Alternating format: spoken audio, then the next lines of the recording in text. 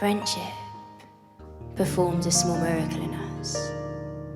It shatters some of our toughest memories into a confetti of laughter, to land safely at our feet with tears. Should they fall, may they fall into the palms of arms that have held us up for almost as long as our limbs. Friendship, it's its very own love story. It stretches past first kisses to first homes.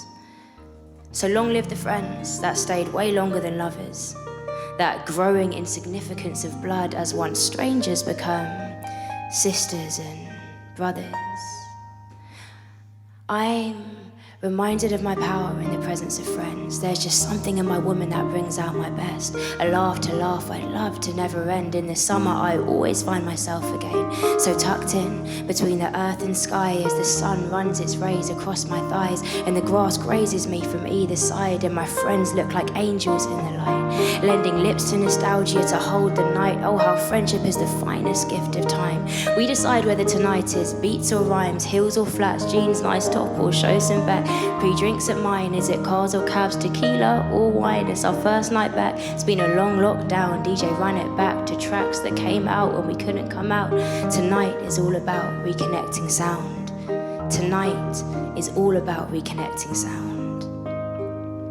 I mean, after a year of our limbs being in lockdown, I suggest you turn a blind eye to whatever I'm about to do on the dance floor. Tonight is personal. It's between me and the DJ, me and my dreamscape, me taking what I learnt in the bedroom onto the big stage. I've just become so heavy, holding everything inside, and tonight I have this appetite to lighten my load, to really let go.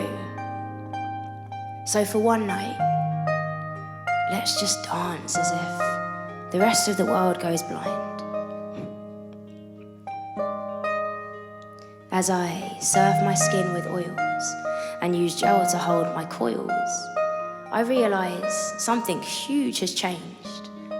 Although my mirror is giving me back the same body to crown, I'm looking myself in the eye, I'm taking in my hips, and for the first time in ages, I feel grounded. I feel proud of my reflection. I'm giving my body happy attention.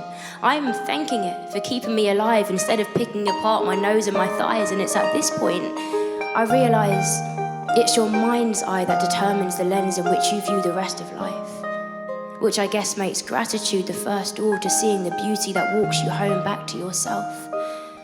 And that's wealth, that currency of self, because today I see a very rich woman staring me back in the mirror because she's proud, she's content with her face, her shape, her figure. Time really delivered me from the shackles of self-doubt, unpinned me from the mountain that I had crushed in my mouth to swim a river across my smile. It swims across my smile. It shines on my skin, spends time with my skin. I try to begin to climb back within, to find the beginning of my family tree. Let those be the roots that anchor me to me. Mum has been a queen, music's been a scene, tying us to freedom, finding us in readings, not just in museums, all the schools teaching. Read around the bias sown in Britain's preaching. I went back to the greats with their black on their face. I was stunned by the grace that they could maintain. Now I stand in their mouth, I live in their change. I went back to the roots to remember my name. We go back to the roots to remember our name. They can redo the page, say we had no grades, but there's something in my belly that I just can't shake. Then I heard a certain rhythm, heard a certain beat. Turned the TV on, saw they looked like me. Music was the first time I felt so seen. Art was how I learned honest history. Art is how a lot of us learn our honest history.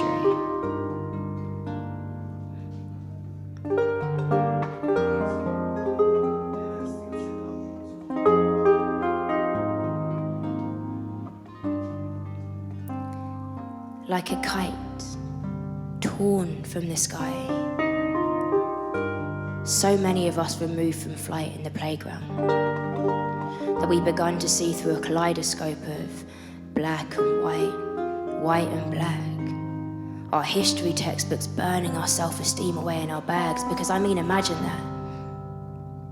Imagine the only mention of black is when it's linked to how easily we were enslaved. And then the transatlantic trade taught back to us like a game for a grade, and then the rest of the textbook seemingly celebrating that fact, all in the name of something as great as Britain. How can that not become the religion of a young black student's confidence, when even their friends start to look at them different?